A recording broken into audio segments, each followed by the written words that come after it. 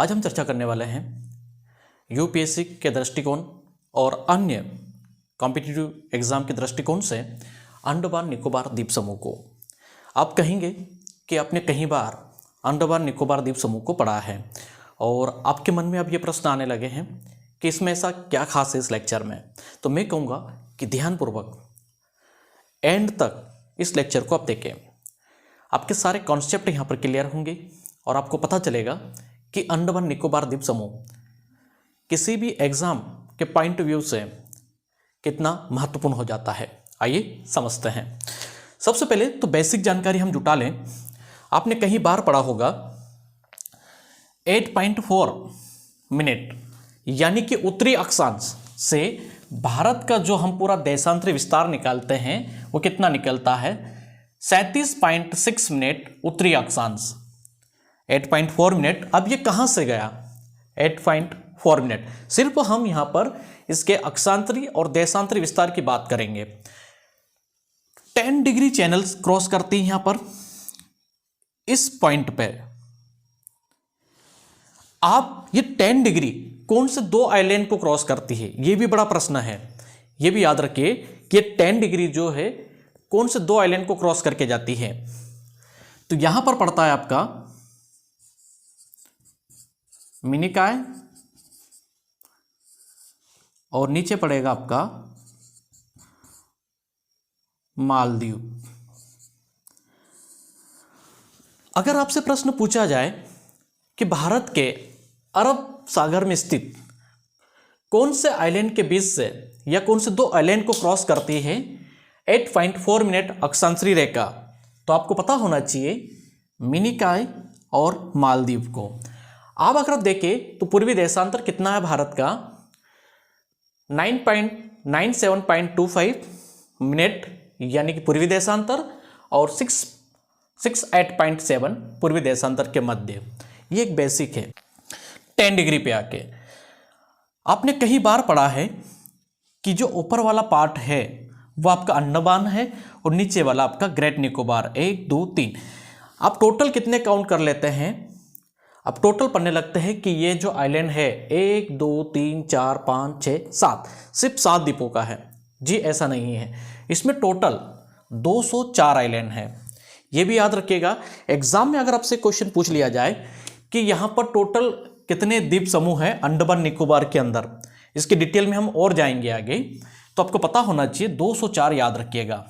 इसके अलावा अगर हम चर्चा करें यहाँ पर कि ग्रेट निकोबार या फिर जो अंडमान और निकोबार द्वीप समूह जो है इसके बीच में जो 10 डिग्री की जो चैनल गई है ये कितने किलोमीटर का स्पेस है यहाँ पर? जी हाँ, अगर ये प्रश्न पूछा जाए तो आपको आंसर करना चाहिए यहाँ पर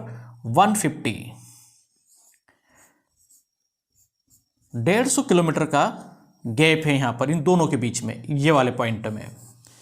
ठीक है, ये जरूर याद रखिए आप। बेसिक क्वेश्चन है, पूछ लिया जाएगा कि हमने इंडिया का अक्षांतरी देशांतरी विस्तार निकाल लिया। आपको ये भी पता होना चाहिए अंडमान निकोबार का भी कितना होगा। ठीक है, 6.4 मिनट से लगाकर यहां पर आपका 92.94 कितना निकलेगा आपका उत्तरी अक्षांश।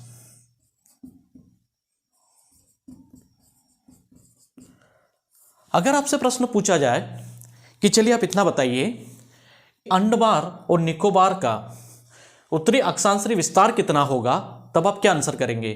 फिर आप कहेंगे कि नहीं हमने तो पढ़ा नहीं है, तो आपको आंसर करना चाहिए 9.92.94 उत्तरी अक्षांश। आप प्रश्न ये है कि इसका प्रशासनिक क्षेत्र कौन सा है? प्रशासनिक यानी कि प्रशासन कहाँ से चलता है इसका, तो कलकत्ता से चलता है। अब कलकत्ता से दूरी कितनी है अंडमान और निकोबार द्वीप समूह की? तो यहाँ अगर डिस्टेंस की बात कर लें हम, जो दूरी है वह 1255 किलोमीटर की है। कितना याद रखोगे? 1255 किलोमीटर km। मैं लिख देता हूँ यहाँ पर। चेन्नई से दूरी कितनी है? ये भी बड़ा प्रश्न है। चेन्नई से कितना दूर है? तो चेन्नई से आपका 1190 किलोमीटर। अब दोनों सूरत से देखें तो भारत से जो दूरी है अंडमान निकोबार की बहुत ज़्यादा है। वहीं अगर हम म्यांमार के नेग्रिस से देखें तो कितनी दूरी है? तो नेग्रिस से दूरी जो है वह 193 किलोमीटर की है। एमपीपीएससी में क्वेश्चन आया था कि अंडमान निकोबार द्वीप समूह किसके नज़दीक है, तो यह आंसर होगा आपका सुमात्रा।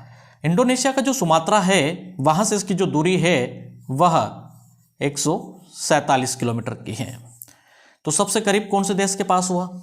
अब मान लीजिए क्वेश्चन पूछा गया कि अंडमान निकोबार द्वीप समूह किसके नज़दीक है। क्या क्वेश्चन आएगा कि अंडमान निकोबार द्वीप समूह किसके नज़दीक है, स्थित है। अगर ऐसा भी प्रश्न हो वहाँ पर 4 ऑप्शन होंगे। अब देखिए 4 ऑप्शन कौन कौन से होंगे आपके। अब पहला विकल्प होगा आपका ए भारत, बी श्रीलंका, सी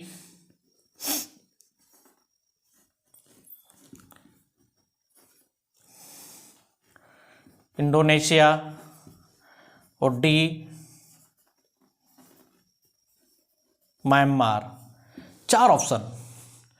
अब आपको लगेगा कि ठीक है यार, ये तो इंडिया का ही एक भाग है, तो सीधी सी बात है कि भारत के पास में होगा, और आपसे पूछा जा रहा है कि किसके नज़दीक स्थित है।